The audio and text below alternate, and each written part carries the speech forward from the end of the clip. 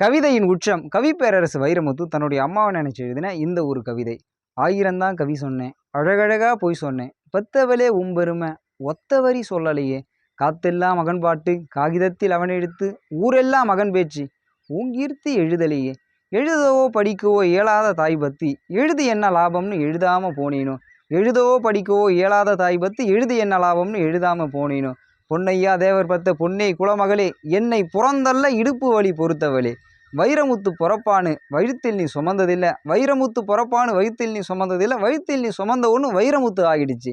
கண்ணு காது மூக்கோட கருப்பா ஒரு பிண்டம் இடப்பக்கம் கிடக்கையில் என்னன்னு நினச்சிருப்பேன், கண்ணு காது மூக்கோட கருப்பா ஒரு பிண்டம் இடப்பக்கம் கிடக்கையில் என்னன்னு நினச்சிருப்பேன், கத்தி எடுப்பவனும் களவாட பிறந்தவனும் தரணியால் வந்திருக்கும் தாசில்தார் இவன்தானும், இந்த விவரங்க ஏதுன்னும் தெரியாமல் நெஞ்சுட்டி வளர்த்த உன்னை நினச்சா அழுக வரும், கதகதன்னு களி கிண்டி களிக்குள்ள குழி வெட்டி கருப்பட்டி நல்லெண்ணெய் கலந்து தருவாயே, தொண்டையில் அது இறங்கும் சுகமான இளஞ்சூடு மண்டையில் இன்னும் மசமசன்னு நிற்குதம்மா,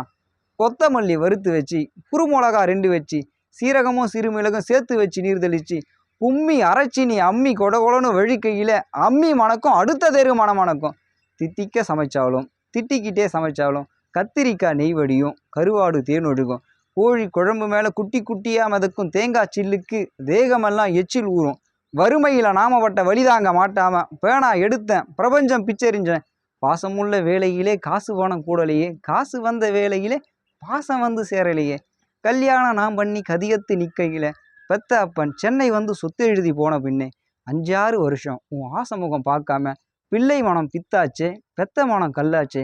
படிப்பு படிச்சுக்கிட்டே பணம் அனுப்பி வச்ச மகன் கைவிட மாட்டான்னு கடைசி வர நம்பலையே, பாசம் கண்ணீர் பழைய கதை எல்லாமே வெறிச்சோடி போன வேதாந்தமாகிடுச்சு, வைகையில் ஊர் முழுக வள்ளூரும் சேர்ந்தழுக கைப்பிடியாக கூட்டு வந்து கரை சேர்த்து விட்டவளே, எனக்கொன்று ஆனதுன்னா உனக்கு வேறு பிள்ளை உண்டு, எனக்கொன்று ஆனதுன்னா உனக்கு வேறு பிள்ளை உண்டு, உனக்கொன்று ஆனதுன்னா எனக்கு வேறு தாய் இருக்கா. என்ன இந்த மாதிரி ஒரு கவிதைகள் படிக்கும்போதே ரொம்ப சந்தோஷமாக இருக்குது. காலப்போக்கில் எல்லாமே மாறி போயிடுது. நேற்று நடந்து போனோம், இன்றைக்கி விமானத்தில் போகிற வரையில்